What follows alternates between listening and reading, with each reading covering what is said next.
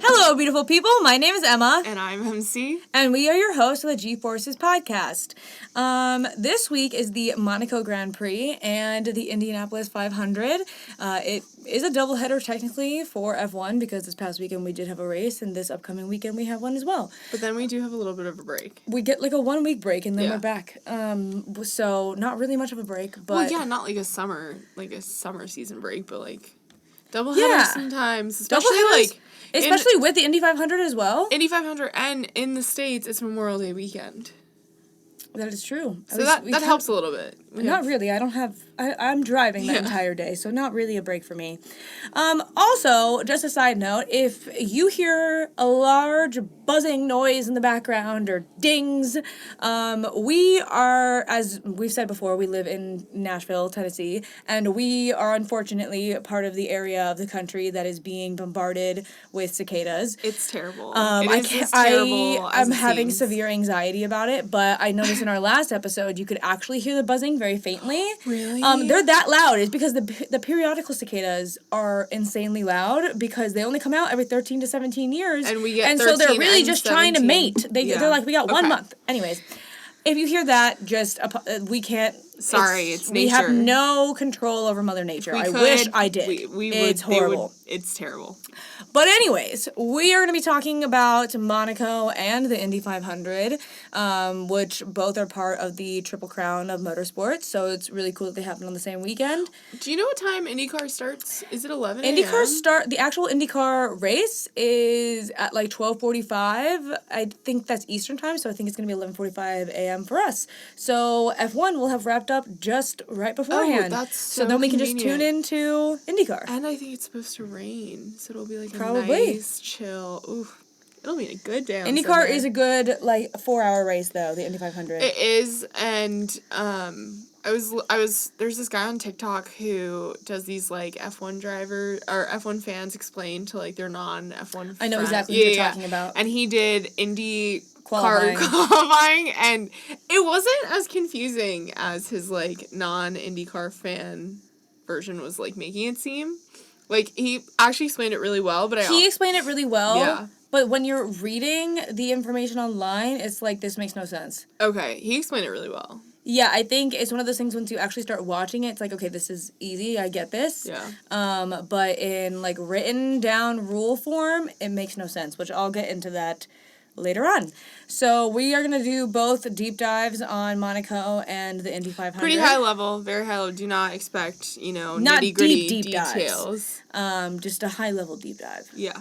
Giving you a summary of the history of both of them because they're both pretty important races in motorsport. And if you're interested in F1, Monaco is basically like the race. And if you're interested in IndyCar, the Indy 500 is the race. I feel like when people think of motorsport and like car driving, like, I think Indy 500 and Monaco are the two that they think about. Yeah. I mean, the Monaco Grand Prix was literally an Ironman too.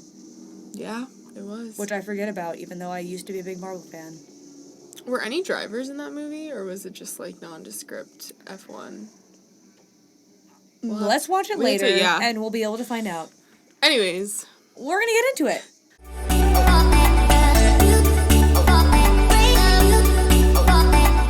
We're going to talk about the Monaco Grand Prix first. Yeah, so there's a little bit of pre-F1 history. So we've said it a few times, the Formula One was officially like organized in 1950. And the Monaco Grand Prix, which is what it's kind of consistently been called since the beginning, has always been around. It just happens in Monte Carlo, though. Yeah. I think technically the whole state, like the state... No, there's another town. Is there another town? Yeah, when Monaco? I was reading I didn't write both towns, but it's Monte Carlo and there's another. I thought it was all Monte Carlo and they just needed a name for the actual country. I don't know if it's like sections of the city, like, I don't know. I don't know enough about Monaco. Little Clark Brothers, please fill us in. But yeah, so Monaco has had racing through its streets since 1929, which I think is pretty crazy. There's a handful of races. I think Watkins Glen is another one that we've seen since the 20s. Silverstone. Is Silverstone, have they had there's a few courses in the UK that have been around forever. But there was a car enthusiast and wealthy gentleman by the name of Anthony, I think it was Noes or Noges. And basically he was the son of a tobacco trader or cigarette maker. Something in the world of tobacco cigarettes. And he wanted to create a Grand Prix that ran through the streets of Monte Carlo. Around this time, it seemed like a lot of it was through specific, like, the federations, like the Italian Automobile stuff like that. And he wanted to be able to apply to be a part of these, like, important, maps or courses that put cities, countries on the map. The Monaco race brought a crowd of wealthy spectators, and because of the tight corners and narrow streets that Monte Carlo is really known for, this proved to be quite the exhibition of racing. The race continued to grow, and in 1936, it became a part of the European Championship schedule, so there was, I don't know the official what the category of car was, but there was a European Championship, and this was included. And this Grand Prix and Championship only happened one more time in 1937, but did not run again until 1948. So there's a period of time when the Monaco Grand Prix, due to World War II, no longer happened, but then also because of financial reasons, the city or the race organizers just didn't have a Monaco Grand Prix. Yeah. Formula One enters the chat. So, Formula One was organized and began in 1950, like I just said, and the Monaco Grand Prix was well known at this point. It was included in the Formula One schedule in that debut year, and the first ever winner of the GP was Juan Manuel Fangio. Fangio, yeah. And Fangio would go on to win in 1957. I believe he saw a championship year. One of those, out of the two of those. And yeah, it went through a period of time where, I think there was 1 or 2 years in the 50s where it wasn't included, and a lot of it seemed to be, like, financial or budget reasons. And then the 1960s of the Monaco Grand Prix. So the Monaco Grand Prix in the 60s brought in a rather famous winning streak for the driver Graham Hill. Graham Hill was nicknamed the King of Monaco and Mr. Monaco for winning 5 times between 1963 and 1969. This is one thing I started to notice as I was looking over the history and the win record of Monaco. It seems to be one of those courses that if you win, like, a few of these guys win a ton. Yeah. So, Graham Hill, Senna, Schumacher, to name some of them, just had these, like, win streak they had these I think it's streaks. because it's such a hard track to pass on, no matter the age of car, I think. And so once you almost get the feel for the track and are able to put down a really good qualifying lap, I think you can set yourself up to be at the front of the grid, and that will make it so much easier to win. So I think once you've won, you already know how to do it once. So Graham Hill won in 1963, 1964, 1965, 1968, and 1969. So that was kind of the 60s of Monaco. 1970s, safety becomes a factor. So this blew my brain. Oh, God. Prior to 1969, safety did not exist at this course. While they cleared the roads, that was about it. No barriers protecting, anything or anyone. Did they ever crash into anyone's homes? Buildings, lampposts, the freaking harbor, as we saw Alberto Ascari and Paul Hawkins do. I mean, do you remember when we went over Alberto Ascari? His helmet floated to the top, and then he came up and was like... No, I don't remember. Yeah, he went into the harbor. Yeah. Go back and listen to that episode. Jackie Stewart, who is a name that I think we've mentioned a few times. He's still around today. Jackie Stewart had gone into a pretty scary race back in 1966, specifically at Spa. I believe he went off track and went through, 2 buildings and ended up in a shed because the way the car ran off, it was, in Spa. he ended up, and then I think the car, like, a bit of gas was ended up, like, spraying on his leg. It was a mess. And there were no safety marshals, so I believe 2 other drivers had to help him get out of the car. So this is why Jackie Stewart is known as just this, like, revolutionary in the sport, because he was huge about safety regulations. Wait, so up until this point, safety regulations didn't exist at all? Because I feel like I don't know if they didn't exist at all, or if they were just super lax and it really just depended on the track. Because I know that there were some tracks that we've spoken about in the past where there were, like, 100 spectators who had died in, like, the 50s. Well, that's the thing, is that because of Jackie Stewart's advocacies, GPs were getting canceled due to safety concerns. Jackie Stewart was literally getting Grand Prix canceled. Monaco saw this and decided, we're just going to put up safety barriers, and so they placed them in 1969 at specific points of the track. So it wasn't around the whole track. And when I say safety barriers, think about the metal barriers on the side of the highway. Yeah. Those are the barriers. It's not like barriers were that hard to put in. At that point, we had gone to the moon.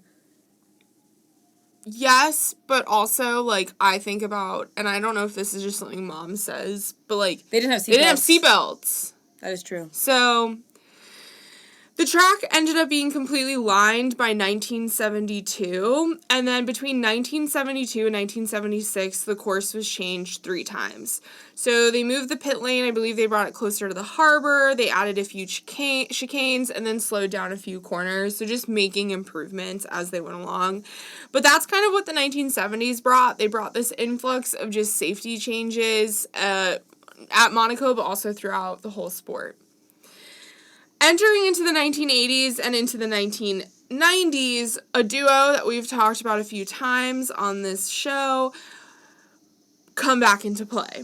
From 1984 to 1993, the Monaco Grand Prix was only won by 2 drivers. Prost and Senna.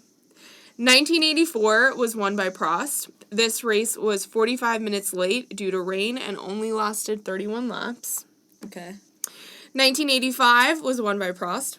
1986, Prost. 1987, Senna. 1988, Prost. Senna was in the lead, but crashed into a barrier that year. 1989, Senna. 1990, Senna. 1991, Senna. 1992, Senna. Nigel Mansell was actually dominating that year, but suffered a loose wheel, which allowed Senna an opening, and he won the race. Okay. And in 1993, Senna won. This broke Graham Hill's record from the 60s, which was the 5-win record at Monaco. Senna ended up hitting 6. Isn't he now considered the king of Monaco because he has won the most? Maybe. I'm not sure. I think the term is, like, deemed for Graham, like, for Hill. So maybe he's considered the Prince of Monaco then. Yeah, I'm not sure. Even though I thought we called Charles that. Anyways, doesn't matter. Continue. 1994 timing was similar to this season's, with Monaco following Imola, and with the passing of Ratzenberger and Senna, the seriousness struck further that weekend at Monaco, when Karl Wendlinger crashed in the tunnel. There's a tunnel along the track that's very famous, resulting in a coma for several weeks. So I think it just kind of probably shook the whole motorsport world further. From the late 90s into the early 2000s, Michael Schumacher saw great success here. He went on to tie that 5-win streak with Hill. He won in 1994, 1995, 1997, 1999, and 2001.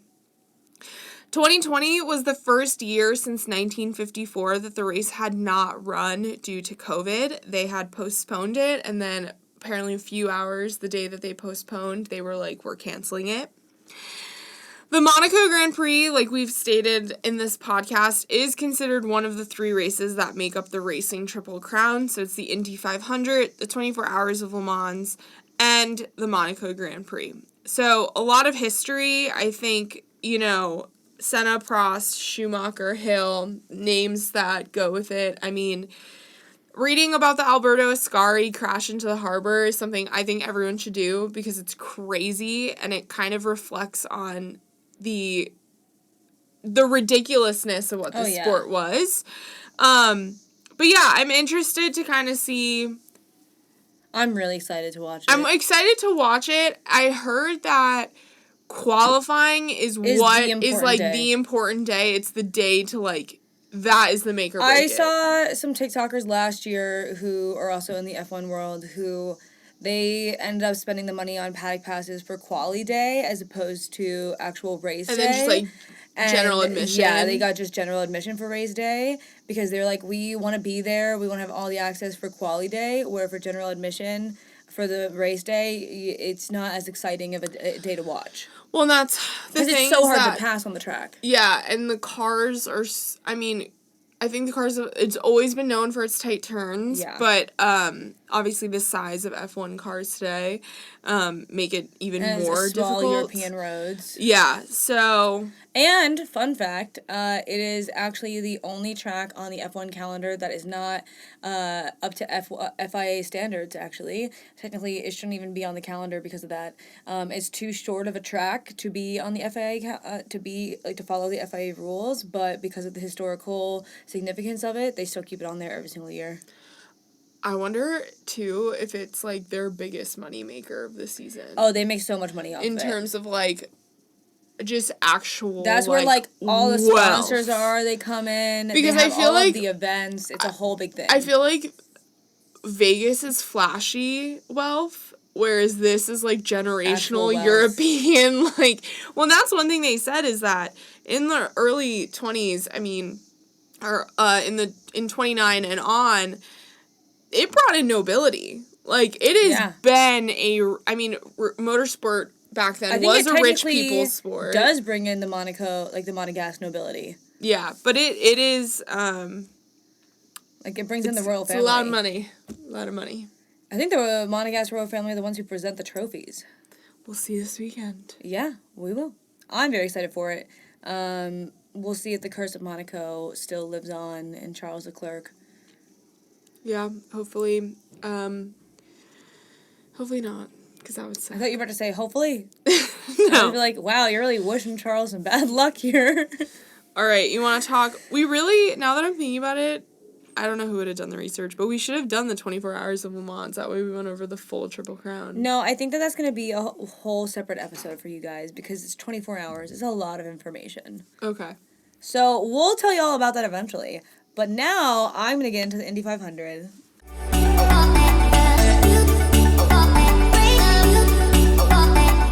Alright, so the Indy 500 happens every year, basically the exact same weekend as the Monaco Grand Prix, and I believe there's also a NASCAR race called the Coca-Cola 600.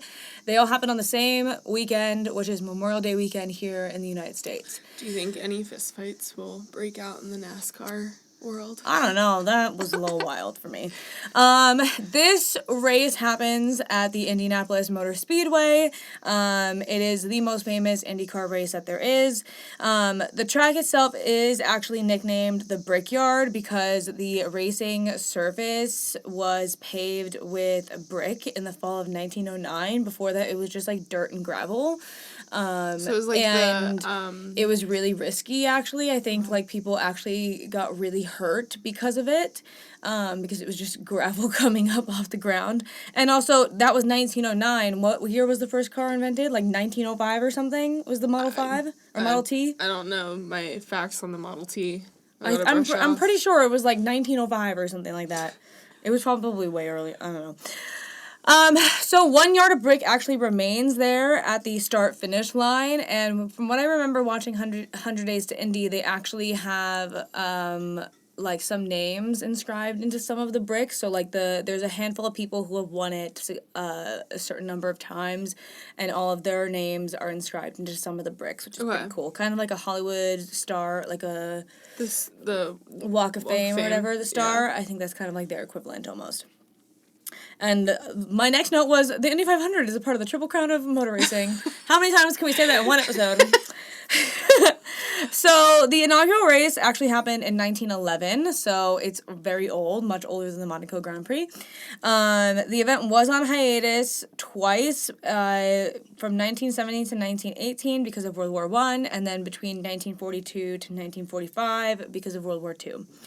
And then between 1950 and 1960, it was actually part of the World Drivers' Championship. But I don't think a lot of them actually ended up going to the race because of it being all the way here in the U.S. They just didn't feel like taking that. Well, and also the Monaco Grand Prix was happening at the same time, so it was kind of choose which one you want. Well, there was a period of years where not every single race on the schedule was counted, your performance. It was all the way through, like, the 90s. And so, doing a lot of the research on the older guys, you actually did see a lot of them would pick, like, Ascari, for example. I'm pretty sure he, like, decided to not do it one year and then went to the Indy instead. He did. So, like, there is a handful of them that would just, like, I don't know how it works anymore. I don't think you can do this. But they would literally just be like, I'm out of F1 for the weekend and then go to the Indy 500. The way that the points work now, you literally cannot do that. It would screw over the team. Yeah. So there are a few drivers that are considered the most successful drivers. They've each won 4 times, and they are AJ Foyt, Al Unser Sr., I think that's how you say his name, Rick Mears, and Helio Castroneves, which that name is actually still a driver today in F1. I mean, not in IndyCar. He, from what I know, only drives in the Indy 500. So one thing that you'll notice in the Indy 500 is you'll have all of, like, the 20-something actual, like, IndyCar cars that are competing in the whole season, and then you just have Indy 500 cars that are just competing in the Indy 500, so you can just enter into it.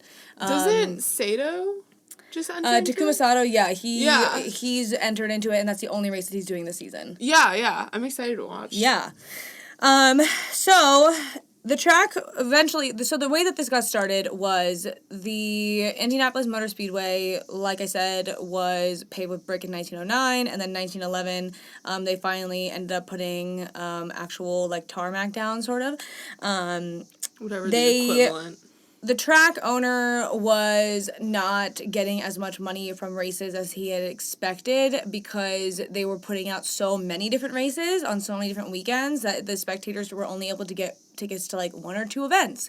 And so he wanted to focus on just one big event to, like, a Le Mans level event so that they could just draw in all of the financial aspects of it in that one weekend. And so they decided it was going to be a 500-mile race, the Indy 500. That is another thing. Can I ask a stupid question that you might be like, I'm about to answer that? Is 1 lap a mile? No. So they do a total of 200 laps, which equal about 500 miles. Okay. I don't know how long that means each lap is. I didn't do the math on that one. Okay. But yeah. So originally for the first race, the purse was about $25,000, which quickly gave them a privileged status in the racing world. Back then? I did the equivalent. The equivalent today of that purse it would be today $825,126.32. Damn. Yeah. Buy a house. Now the winner typically gets about $2.5 million. It's a lot better. Yeah, they did really great with inflation for this one. Honestly, they're doing great. Couldn't be me. The first race was won by a driver named Ray Heron, I think that's how you say his name. And he actually brought his brand new invention to his car, the rear view mirror. And people found him really irresponsible because he didn't have a, like, riding mechanic, so what we would call today kind of like your race strategist and also your mechanic at the same time. He just didn't have one. And so he didn't have someone, like, checking his oil and, like, checking all those other things or telling him, like, where he was in the race. So he was just, like, chaos. He was just winging it. Yeah, he just was, like, full send. Because of that, also in that first race, there were 40 starters in the race. That's nauseating. After that year, in 1912, the purse was actually raised to $50,000. That's crazy in that time period. So that is about $1.65 million today. Still not as much as what the winners get today. Still, though, that increase back then? So the field was then limited to 33 drivers, which I'll explain a little bit more about that. That is where it is today. There's only 33 cars that compete in the actual race on the there's Indy 500 more day. Yes. Okay. And a riding mechanic was made mandatory because of Ray Heron. So, Ray. I know. Ray.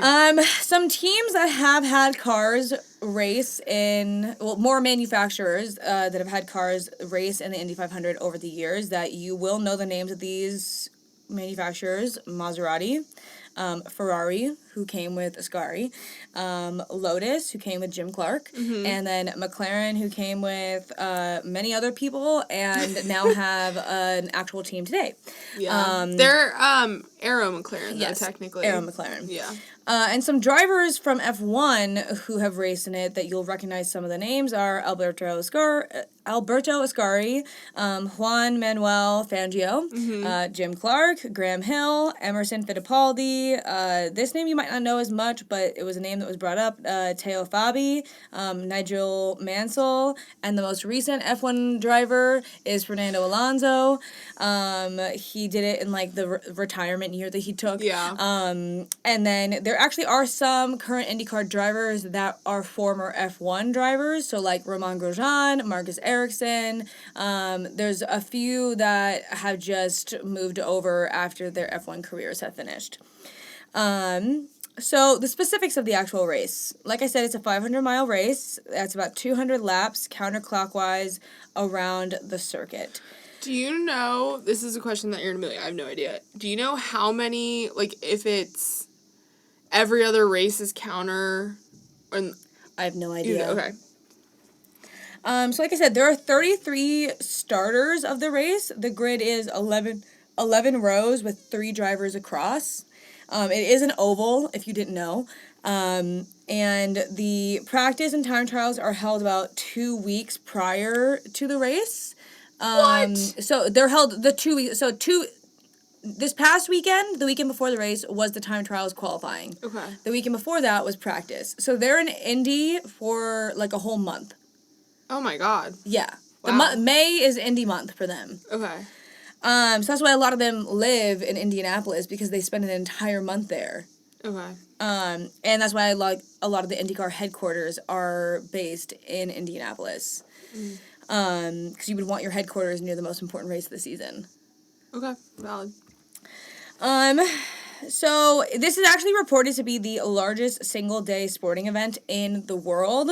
The Indianapolis Motor Speedway is the world's largest sporting facility in terms of capacity. How many? It was like, I think the seating in the actual Motor Speedway is like 200,000, but then the infield brings it up to like 350 on the day of, which is insanity to me.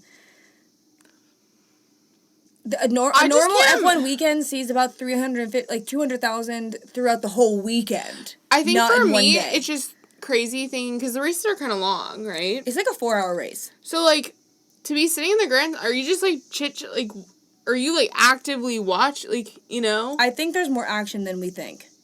Because this is also coming from people who have never watched IndyCar other than the Music City Grand Prix last year, and we do not understand ovals and the excitement of them. We are going to be watching it this weekend, obviously, and we are hoping to go to the Music City Grand Prix this year. That is at the Lebanon Speedway in Tennessee. So we'll be able to have our own in-person understanding of why people love ovals.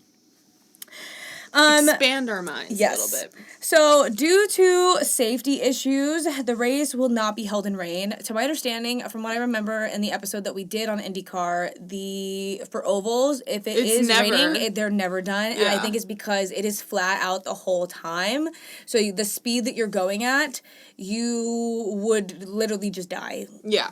Or kill everyone around you. Yeah, so some of the rain, there will be rain delays, and then they have, I think, systems now to, like, quite literally dry off the track fast, so that, I mean, that's what they were doing at the Music City Grand Prix last year. They were using, like, street cleaners to dry the streets fast. Yeah. If it starts raining during the race, the officials will halt the race, and if it is more than halfway, the officials can actually end the race and declare the results official. If it's less than halfway, then they will push it on, they will delay it and then run it until you get to 101 laps, which is more than halfway, and then they will end it. What happens if it's pouring all day? They will delay it to the next day. What happens if it's pouring? Then they'll delay it to the next day. They'll just keep pushing it? Yeah. Wow. Have they ever had to? I don't know. I didn't look that one up. Sorry. The track also lacks lights, so if the delay runs into the late hours, it will just resume the next day because they can't see. Yeah, and there's no headlights on those cars. In the words of Lightning McQueen, you don't need lights when the track is always lit. Finish up. So, qualifying. This is what's kind of confusing. So, like I said, there's only 33 cars that actually get to race on the day of the Indy 500. This year, there are 34 cars that entered to drive in the Indy 500, which means qualifying will determine if you actually get to race in the race or not. Someone did get bumped because you do all the preparation, you do everything, and then you get to qualifying, you come last, you're not racing. Yeah. Which kind of sucks. Qualifying is over 2 days. Each car is given a single 4-lap run to set an average speed and goes in order selected by a random draw that happens on Friday night. So the 2 days of qualifying is Saturday and Sunday. The random draw happens Friday night, and then every single car, all 34 or even more, will go out there, and you have to do 4 laps. Are they the only car on the circuit when they're doing those 4 laps? There might be others. Okay. But I don't know if I think you just can't get in each other's way. And that already happened? Yeah, this happened this past weekend. Okay. Sorry. So every car gets 1 attempt, so that's practice laps and 4 fast laps, and then your average speed. It's not off of time, it's off of speed. So your 4 fast laps are then averaged, and then the average will determine qualifying times. And then for second attempts. So you can do this on the Saturday, so the first day of qualifying. If you can line up into there's 2 different lanes. You can go into lane 1, and that's priority. You get the priority lane, basically, but you forfeit your previously set times. Oh, shit. So if you don't get it, then you've screwed yourself because you forfeited your previous times. Lap 2, you do not risk forfeiting. Lane 2, you do not risk forfeiting, but you're just trying to improve on your time, so it's really just depending on the strategy of your team. Like, if you think that your times are just that poor, and you really need the priority lane, then you would probably take lane 1 and risk that you are going to lose your other times. But if your time is pretty good and you just want to see if you can improve, then you're go into lane 2, but you're not going to get priority, so you might not even get to go a second chance. So that day, positions 13 through 30 are set. So wherever you come in the order of that day, positions 13 through 30, you're there. Day 2, we have a few different sessions that happen on day 2. So the last chance session is going to set 31 through 33 positions. So anyone who goes beyond the 31st place, so this past weekend, there were 31, 32, there were 4 cars that were competing in this section for 3 spots. So the 4th car that was the slowest ended up getting bumped and is not going to be racing this weekend.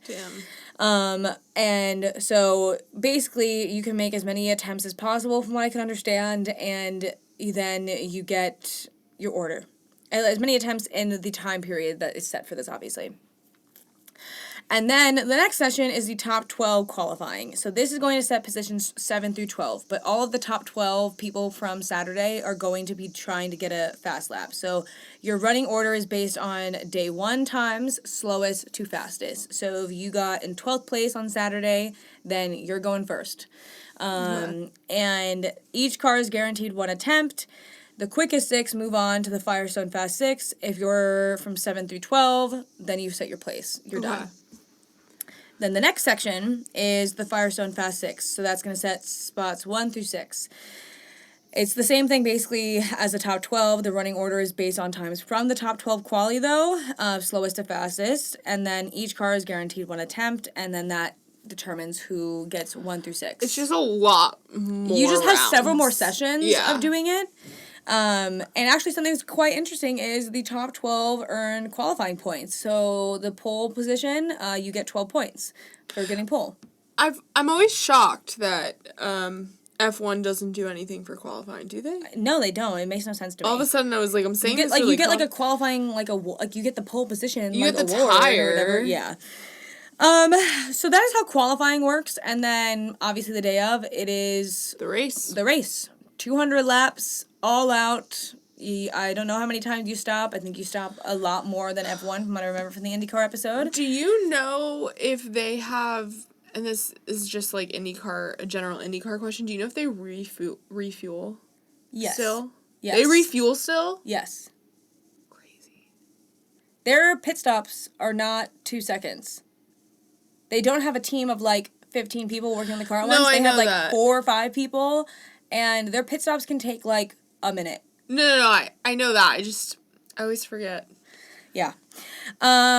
So the last thing that I wanted to go over is something that I find so gross. It might just be because I don't like dairy. I don't eat dairy. It's not that you don't like dairy, it's that you're allergic to dairy. Yeah, but also the concept of this just doesn't really sound that great to me. So we're going to talk about the milk celebration in IndyCar, specifically the Indy 500. Okay, the other thing is, too, you went to school in Indiana, and so, like, Indiana this time of year, it's not cold. It's hot. Like, it is hot. Like, we're in Tennessee, we're 2 states away. It's already, the like, heat has 85, nowhere to 90 go in degrees. Indiana. And so, like, what Emma's about to just think of like an 85-degree day where the heat has nowhere to go and it's sitting there, and you're on a racetrack, so it's even hotter. Just think about that climate Yes. as Emma describes this next section. So, in 1933, Louis Meyer requested a glass of buttermilk after winning his second Indy 500. In 1936, after winning for the 3rd time, he requested a glass again, but got a bottle for some reason. And apparently there are photos of him swinging from the bottle of milk and, like, holding up, like, 3 fingers for, like, I've got 1 3 times or whatever. And apparently a local dairy company thought that it would be amazing marketing. And they were like, we're gonna take this chance, even though it was buttermilk and not milk. They were like, who cares? Apparently they didn't know that it was buttermilk, and they just went for it. And ever since then, they have offered a bottle of milk to every the same winner. dairy company? I believe so, to every single winner since then. Except for from 1947 to 1955, they did not offer it. I don't know why. Didn't explain why. And I believe also, I think it was Nigel Mansell, when he had won the race, or somebody else, he was seen drinking, like, orange juice or something, because he owned, like, an orange vineyard, and apparently it was, like, a huge scandal that he was drinking orange juice instead of the milk, and apparently they got, like, really mad at him and, like, wanted to drop the sponsors. It was, like, a big deal. Anyways, nowadays, drivers can choose from whole milk, 2% milk, or skim milk. So if you're vegan, you're screwed. You have to, yeah. That was you only have those options. Whole, 2%, or skim. So if I ever race in the Indy 500 and I won, I would have to drink cow milk. Well, they pour it on themselves. And also drink it. Kind of like how with champagne, you spray it and drink it. Yeah. But that's the thing I can't get over. I think they take a sip and then pour it. Watching these men or women pour milk on themselves in 85-degree weather. Yeah, I hope they shower immediately afterwards. That's what I'm saying, like, the smell of the rotted milk, basically. Yeah. I'm sure... I hope it's very fresh, the milk. I'm sure... I would imagine. You know, I have had some, like, whole chocolate milk post, like, a heavy workout in college.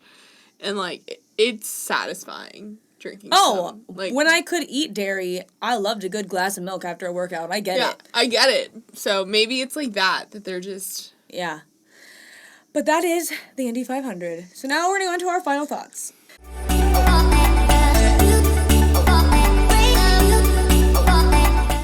So now that we've gone over both the Indy 500 and the Monaco Grand Prix, the last thing that we have to talk about that we don't have notes for, like we said before, is the 24 Hours of Le Mans. We obviously are talking about that this episode, but that is the last part of the Triple Crown that we have to talk about. Yeah, I honestly know nothing about it. I think it's, like, I want to read a lot about it because I can't wrap my head around it. You want to know why I know about it? I mean, I know about it because of, like, motorsport, but watch the movie Ford versus Ferrari. And true. That is all about 24 Hours Le Mans, which Fernando Alonso has also raced in. He's just so It's well-rounded. like Pokemon Go. Gotta get them all. Yeah. Love it.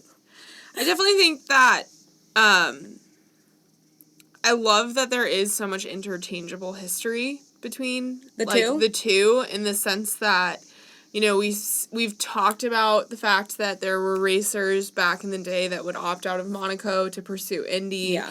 I like that there is, you know, it's something that is talked about a lot in motorsport, but I think that there is, like, I'm always surprised that there's not more focus on how much overlap there is between Indy and F1, that there's not more 100%. collaboration. And maybe it's just because it's such a different pace. I mean, it's only one's one section of the world, the other is the entire world. Yeah. But I'm always surprised because there is so much overlap, and I'm curious to see how many of the F1 drivers want to do the Indy 500 or curious to do it, and vice versa. I think it would be fun for them to do it. I could see Max wanting to do it. Yeah. Because, I mean, he said recently that he's already accomplished all of his F1 goals, so he's just doing it for fun, basically. I would feel so horrible if like, my competitor who keeps beating me said that. Like, I'm just here. Like, damn, man. Way to ruin everyone else's parade. We're just striving to be like you. I know. So, one of the things that you might notice watching the Indy 500 is The milk. a lot of the milk, obviously. The liveries are very different when it comes to F1 and Indy cars. So in F1, you'll have one-off special liveries for specific races, kind of like V-Carb did in Miami. McLaren is having a special Senna dedicated livery in Monaco. In IndyCar, even though like 3 cars might be on the same team, they might have completely different liveries. So if you are confused on who is who, go onto their app. They actually have like a livery tracker, so you can pay attention because nice. it makes no sense most of the time. Is it the IndyCar app? Yeah, I think it's the IndyCar app. Okay. Definitely log on to that because it makes no sense. Well, it's not that it doesn't make sense. It's that we're just... It makes no sense because they're different like every single weekend. Yeah. So if you're not checking it, then you actually wouldn't know who's who. Yeah, unless you knew numbers. I think that they have the same numbers. Yeah, every unless weekend, you knew I would racing imagine. numbers. I would assume. Yeah. But yeah, I hope you've all cleared your entire Sundays so that you can watch Motorsport all day long. I think it's gonna be... I'm excited, one, to watch the Indy 500, but also I think it's gonna be, like, a nice, like, chill Sunday, like... I'm trying to think. Is the Indy 500 on Sunday or Saturday? Is it Sunday or Saturday? I thought it was Sunday, but now I'm doubting myself because I'm trying to remember back in college I'm just gonna Google it on camera right now. I'm trying to remember tell people. Because I went to school in Indiana and so many people I knew went to the race, but they more went to the concert in the infield. The 108th running of the Indianapolis 500 presented by Gainbridge is scheduled for Sunday, May 26th, Okay, that's what I thought. 2024. I just remember the We concert didn't want to give being you on people the Saturday. wrong information. Maybe I'm just losing my... It's a long day. I need to go to Guys, bed. the cicadas are, like, slowly driving us all insane. Please, just think of us in your thoughts. Think of the Midwesterners. And the Southern... We're struggling. Yeah, definitely. It's really tough. I think that's all that I have. I don't think there's any new updates in the F1 world, at least. No. It was just the Senna livery, really, from McLaren. Yeah, I think the Senna livery is the only news I've seen. I think it's a quick turnaround. Oh, definitely pay attention if you are watching the Indy 500 for Catherine Legge.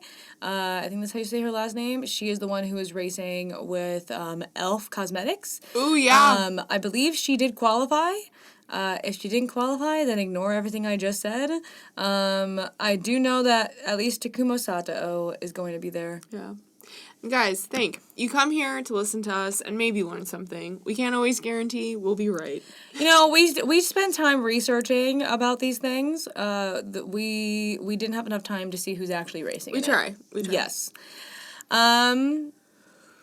Make sure to check us out on all of our socials as per usual. Subscribe, hit the things, do the things. We'll probably split up the next 2 episodes with a Monaco review and then an Indy review afterwards. Yeah. So, yeah. Bye, guys. Bye.